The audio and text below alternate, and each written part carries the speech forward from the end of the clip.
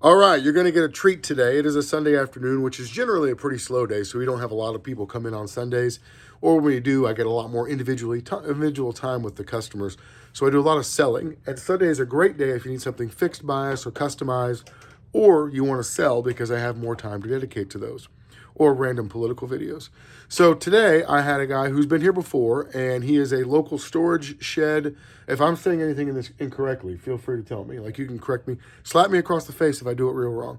Um, and he buys storage sheds and then sells to different stores. There's a lot of people in Southwest Missouri that do storage shed stuff. But if you're looking for somebody that will maybe come, and I'm going to turn the camera so we'll get a little bit of him. I know he looks scary, but I promise he's not here robbing the place.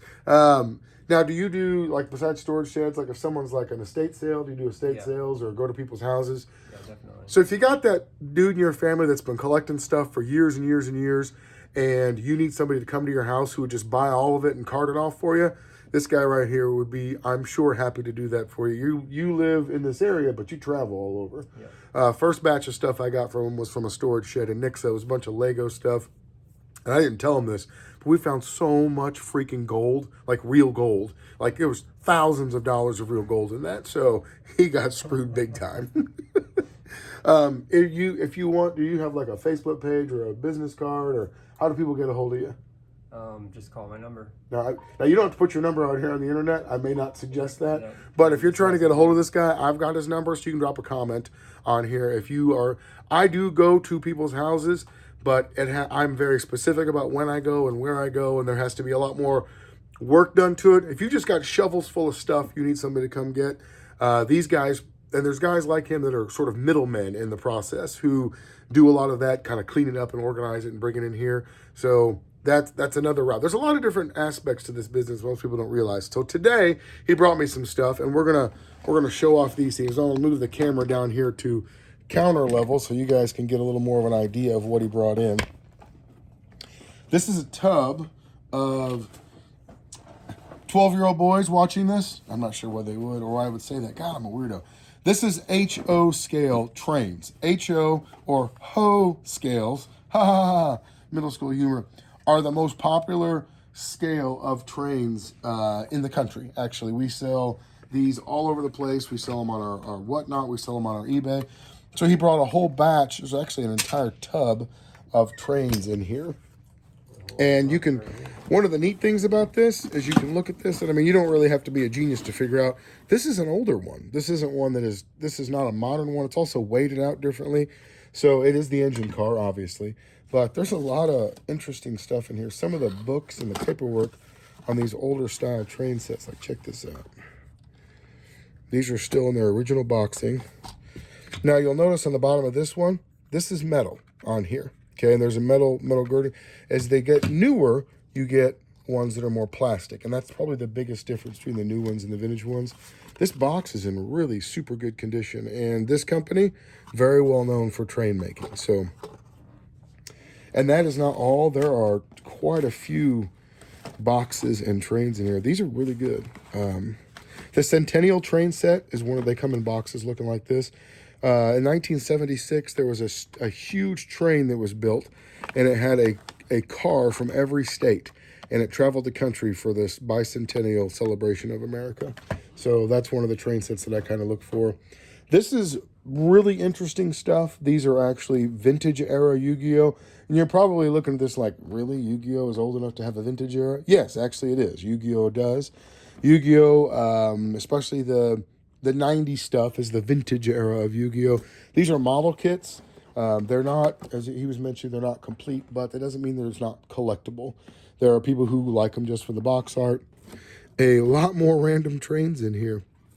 I'm going to make a guess that most of these trains are from 1970s, or sorry, the late 70s, early 80s.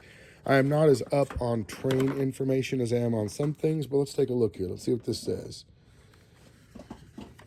There'll be a born-on date on any of these things, so I'm not wearing my glasses either, so it's all a guess. Somewhere on this box it'll give a year. Whenever things don't do what I want, I just want to throw them. So, since I don't own these yet, I'm not just going to randomly throw his train cars. But I want a date, man. So there's a lot. You'd say there's probably, what, about 60, 80 train cars in all this I haven't mess? even counted them. I have all 6 of those that came with the Burger King toys or whatever. Yes. Now, most people don't know this, but McDonald's is the largest toy maker in the world. Happy Meal toys and Kids Meal toys are so popular. Burger King, obviously not to the same level, but the Pokemon, especially from the 90s and early 2000s with the boxes and this stuff, are highly collectible. I see this, you got your gold set right out here, so I can't rip you off on the gold this time. So, and then a random box of what appears to be Pokemon cards. Now, for those of you guys who are looking for these, I don't know if you're familiar with Pokemon or not. For you guys watching, do any of you, I can't ask this question because nobody can answer. Do you know what the red means on that? Red hit points mean that they are older. That's generally like a first generation, and this one, I don't have my glasses on this anymore. So there'll be one that says first gen or first edition, sorry. But the red hit points mean that those are older Pokemon cards, and not always, but generally speaking, they're a little more valuable. There are some first generation. These are train pieces. They are the parts of the train that control the electronics of it. And these are tabletop gaming pieces. I don't think that's Warhammer. No, it's not Warhammer. Hero Clicks is one of the ones. I've actually had this guy multiple times, but I can't remember the name of the toy line here. So this is a pretty normal thing. Somebody has a collection of stuff they're looking to get rid of, or somebody buys a storage unit. These are neat, though. Who's the maker on these bad boys? And they bring stuff in, and then we go over it and kind of have an idea of what they want to get. And then we price things out. We negotiate on prices. So you may actually have a couple of really, banger cards in this mess, too. So just, on Pokemon, you're going to find something shadowless is what everybody talks about in Pokemon. This side over here has a shadow.